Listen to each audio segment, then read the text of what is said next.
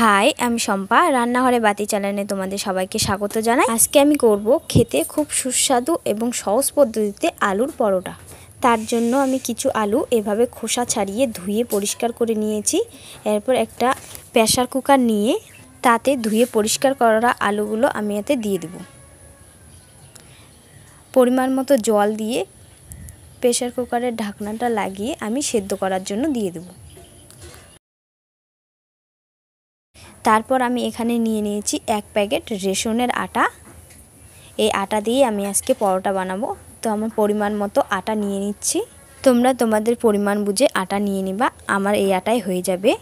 এরপর আমি স্বাদ মতো লবণ দিয়ে দিচ্ছি, দিয়ে ভালোভাবে মেখে নিচ্ছি। তারপর এখানে আমি 1 বাটি জল নিয়ে নিয়েছি। এরপর একটু একটু জল দিয়ে আটাটা ভালোভাবে মেখে নেব। যেরকম নর্মাল রুটির ডো তৈরি করা হয় সেরকম আমি একটা ডো তৈরি করে নেব।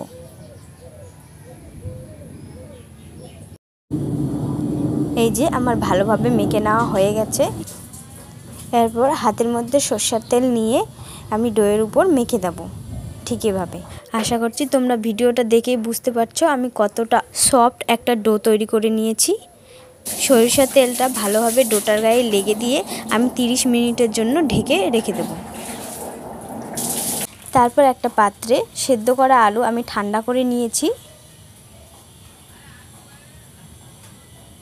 এভাবে হাতের সাহায্যে ম্যাশ করে নেব। ঠিক এভাবে করে ম্যাশ করা হয়ে গেছে। এরপর আমি পরিমাণ মতো লবণ নিয়ে নিয়েছি, কাঁচা লঙ্কা আর নিয়ে নেব আদা কুচি, রসুন কুচি আর বাদাম থেতো করা আর পেঁয়াজ কুচি আর দিয়ে দেবো 1 চামচ চাট মশলা দিয়ে ভালোভাবে মেখে নেব।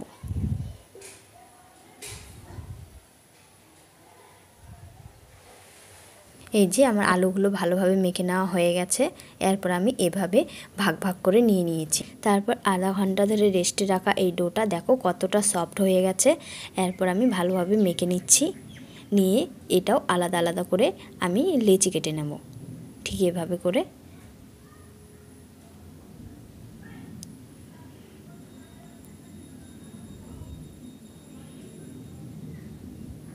এই যে আমার সমস্ত ডোটা ভাগ করে নেওয়া হয়ে গেছে। এরপর এখান থেকে একটা ডো নিয়ে ঠিক এভাবে হাতের সাহায্যে বাটির মতো তৈরি করে নেব।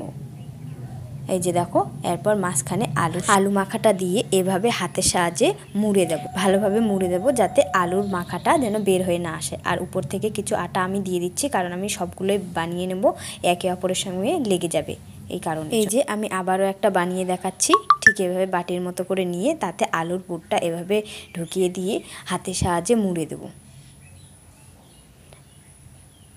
এভাবে আমি সমস্ত লেচিগুলো বানিয়ে নেব। এই যে আমার সমস্ত লেচিগুলো বানানো হয়ে গেছে। তারপর একটা রুটি ডলনা নিয়ে তাতে আমি কিছু গমের আটা ছিটিয়ে দিয়েছি।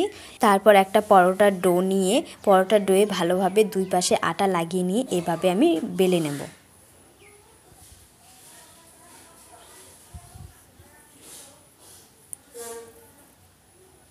এই যে তোমরা দেখেই বুঝতে পারছো আমি কতটা মোটা রেখেছি। এরপর একটা থালে আমি কিছু পরিমাণ আটা ছড়িয়ে দিয়ে ভালোভাবে মেখে নিয়েছি। এরপর একটা ওই পরোটাটা ওতে রেখে দেব। এভাবে আমি সমস্ত পরোটাগুলো বানিয়ে নেব।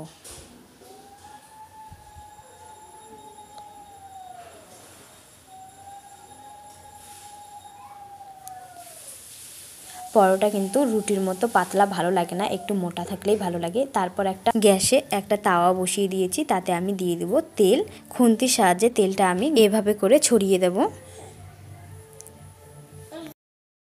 তাতে আমি বেলে রাখা আলুর পরোটাটি দিয়ে দেব।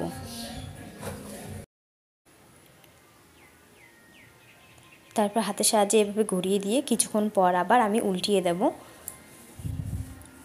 আর অপর পাশটাও একটু তেল দিয়ে দেব ঠিক এভাবে করে। কিছুক্ষণ পর আবার আমি উল্টিয়ে দেব। এভাবে উল্টে পাল্টে আমি পরোটাটি ভালোভাবে ভেজে নেব।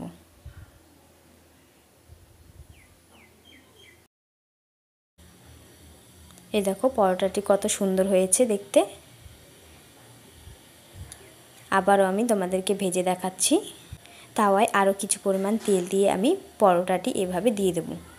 অপর পৃষ্ঠে ভাজার জন্য আমি আরও কিছু পরিমাণ তেল দিয়ে এভাবে উল্টিয়ে দেব। এভাবে আমি পরোটার দুই পাশে ভালোভাবে ভেজে নেব, যাতে ভেতরে কাঁচা ভাব না থাকে।